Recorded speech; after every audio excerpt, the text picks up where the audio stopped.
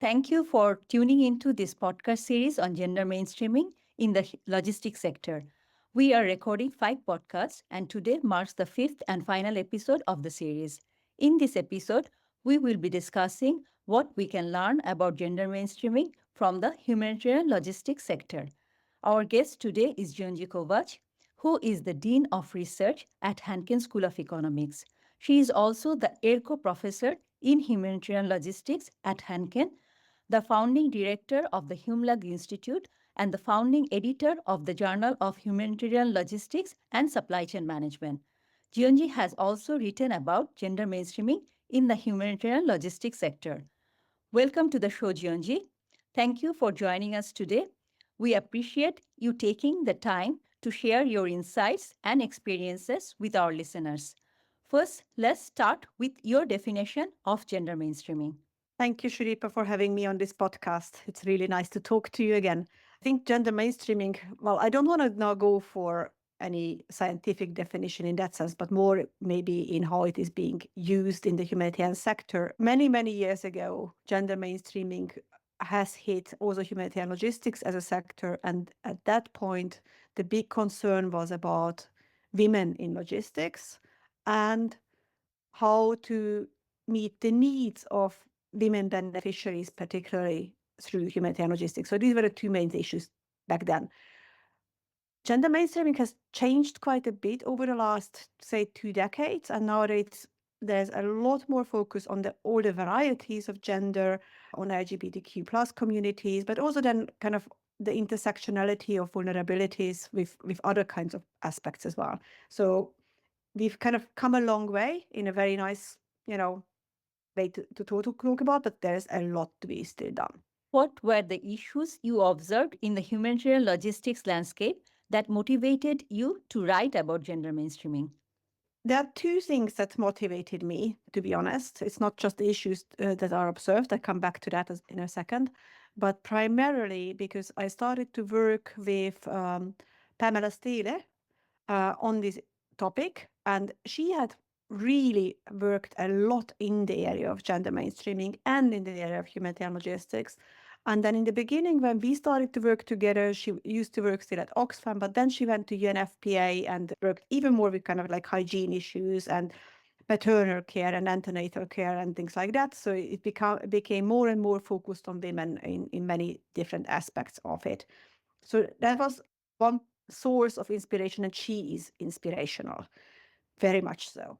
The other thing was that at that very same point, there was anecdotal evidence coming at us that, for example, in procurement, in the humanitarian spectrum, people had bought just one size women's underwear for a huge population. Or there was anecdotal evidence that when you would go and do needs assessment and talk to just the male heads of household, how many women heads of household or households where the man had died or has just never been there, were even just completely ignored by certain communities. So when these kinds of things came in, both again in the logistics and procurement side of it and in the field in terms of like what are the actual needs, they were very much kind of coming together to say like Pam and I were saying like we need to do something about this. And then what was actually really nice in this particular area is that we came together with 2 men. With Peter Tatum, was at that point still in the UK. Nowadays he is a professor in humanitarian logistics in Australia. And with Martin Blanciar, who worked with Pam at Oxfam in the very beginning. And he was instrumental to bring the attention to having to think about gender in a much more balanced way. That we need to always see to it that men and women are there, that the whole spectrum is represented, because representation matters in also thinking about certain issues. So, for example, when it comes to now purchasing items, we no longer talk about, say, sanitation for women. We talk about, for example, people who menstruate. And that is much more all-encompassing, and you have a kind of this radical kind of even acceptance of a bigger spectrum of gender to make sure that you will not forget about people who identify as male but might still menstruate, for example. So these are really important issues. I mean, I say certain details here, but they actually do change the world and they make a huge difference in the lives of beneficiaries whom we are now talking about. And then when it comes back to the humanitarian logistician, it does make a difference in procurement, particularly that you can think about this whole spectrum, that you can consider it. So it's not just the needs assessment part of it, but that you also then bring it back that, okay, what are the technical specifications of items that you buy, of volumes that do you buy? How do you design them programs in handing out things that, how often do you visit certain communities with certain items? Because like how often do you probably need to kind of replace certain things?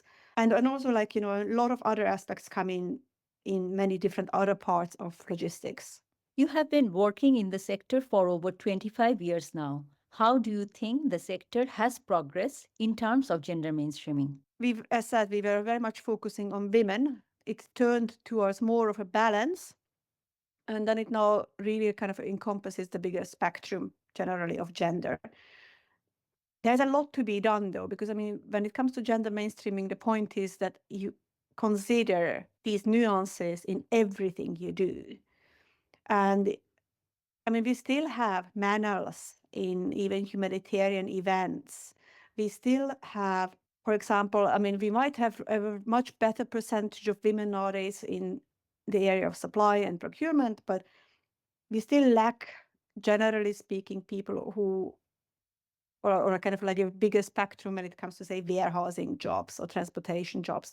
At the same time, I think what has also been a fundamental change is to consider the whole spectrum of gender as a way of changing people's minds.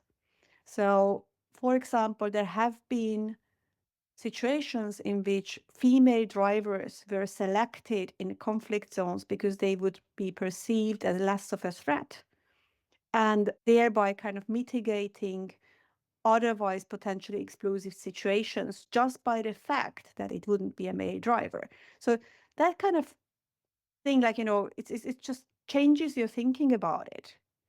And you use it consciously as a way to diffuse a situation or to ensure that the security of both the delivery and the population is warranted better. Now, in which situations that is being done, of course, is very context specific, and you need to be very aware of the context.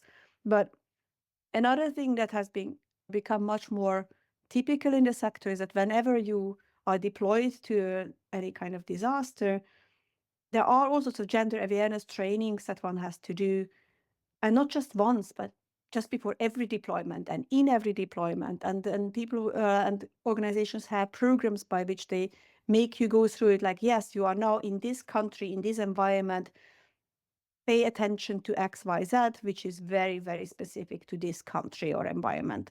So, for example, one of my last deployments was one of those where I wouldn't have known that in that particular environment, there was quite a substantial population of people who self-identified as third gender. And it was very good to have that kind of awareness training that, hey, in this population, this is typical in certain kind of contexts. It's a population that is invited, for example, to weddings because people think that they bring luck. At the same time, it's a population that is discriminated against in other kinds of situations. So that makes it much better in programming, but also in logistics to know that, okay, we have to pay attention to this when visiting communities. Can you give us some examples of gender mainstreaming in the humanitarian logistics sector? Well, these were just some examples, I would say, but it's become like, I mean, gender mainstreaming has become mainstream, which is kind of maybe the biggest point here. So we can talk endlessly about specific examples, but that's exactly what it is, that you have it incorporated in programs, in deployments, in talking about it. But is there maybe a different example? Just generally speaking, what we still need to think about is, like, in our research, we've had at some point a survey looking at how do skills of logisticians and especially in humanitarian logistics, like what is moderated by gender. And it was really, really interesting to work with that survey. This was together with Peter Tatum, because we've had 170 something responses, and the quantitative part of the survey came back as no, there is no impact, there is no effect. But then we also had an open-ended question about, okay, under which circumstances does it make a difference? And we had over 70 answers to that question, giving us and detailing us examples of when it did make a difference. So this was one of these surveys from a researcher perspective as well, where we went back to the like, okay, something doesn't add up. How come quantitatively we get this result and qualitatively we get a completely different story? So what is difficult to say from this aspect is like, are all the stories we got just anecdotal evidence and outliers? But there are very many for those to be just outliers. Or is it just, or did we capture something wrongly in the quantitative side? So we actually then ended up writing an article on comparing the content, the qual results because of this, because it was super interesting.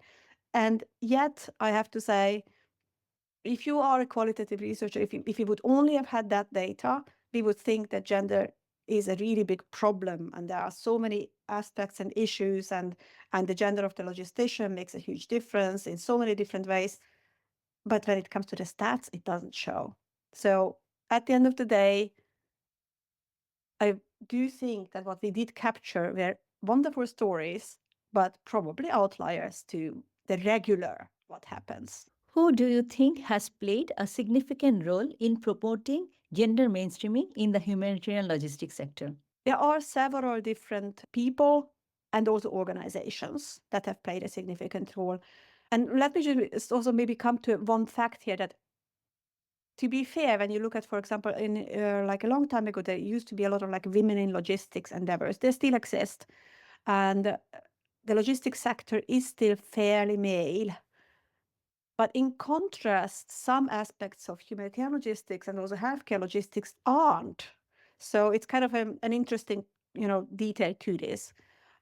Now, who has been promoting it? I would say when Pamela Steele has started off this whole gender mainstreaming thing, and then we kind of developed it into a project, and she has written several kind of actually booklets about it as well and books about it. And she's put together this women in supply chain in the humanitarian sector really like 2 decades ago. So that has been very instrumental because she brought together the voices of a lot of female logisticians and supply chain managers in the humanitarian sector, brought it together, and then it kind of initiated a debate. At the same time, though, gender mainstreaming became an issue from very different directions as well, because there has been quite an effort to see to it, for example, gender in conflict, gender in transportation, gender in any kind of disaster, like how does a natural hazard impact on male versus female populations in certain parts of the world, say, depending on is it the men or is it the women who are working the fields versus is it the men or the women who are more typically migrating to the cities to do other kinds of work. So like, where would a person more likely be when a disaster hits?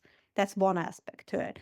Then the other aspect to it is like, okay, in this particular culture, how do we perceive different groups, also different groups of gender or disabilities or, age, etc., which is then more context dependent again. So like all these kinds of things have come together, and a lot of awareness of it has come together, not only in the logistics sector.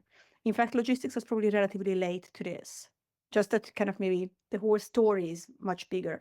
Then after a while, the UN has had this huge he for she movement, which is also probably a decade ago by now, which was born out of the recognition that gender mainstreaming can't be promoted by women for women or by LGBTQ plus for their own segment, but that we need to kind of have the advocates across a population. And that movement was rather instrumental in opening a lot of doors across all sectors, also in the humanitarian space. So, last question: what are your suggestions for the logistics and supply chain management sector to become more gender mainstreamed? So I think a lot has been done, and a lot is yet to be done. So if I just now focus on what needs to probably still be looked into, we still have issues with, for example, equipment sizes. And I'm talking about,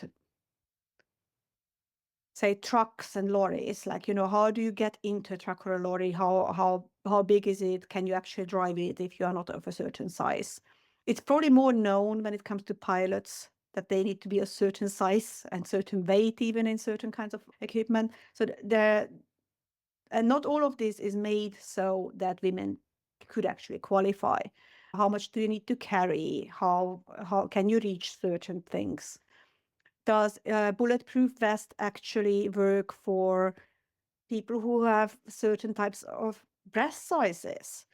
So that also kind of these issues are kind of on one package that is being looked into, but it is now still kind of very much in its infancy, I would say. Then one thing that was very early on an issue and consideration in the humanitarian space was when there was a recognition originally in South Africa that HIV/AIDS spreads with truck drivers. And then there has been quite an effort put into making sure that people would get their access to their antiretroviral drugs along the way. But also there was an effort put into, for example, distributing condoms and male condoms and female condoms and like, and all sorts of kinds of things like that to this. So what there would still probably need to be done a lot more is to say, like, okay, how do we make routes safe for non-male truck drivers? When it comes to say, and not just safe, but even just kind of like operable, like, where can you go to a bathroom? How often can you go to a bathroom? Like also procedure-wise, like, are you allowed to have bathroom breaks? So a lot of these kinds of things would still make quite a big difference in making certain jobs accessible to a wider population. So thank you once again for being here with us today. Thank you. Thank you once again for listening to this episode of the podcast series. We hope you enjoyed the discussion and that it has prompted you to start thinking about gender mainstreaming in your sector. Don't forget to check out our other episodes, and if you enjoyed this one, please do share it with your network.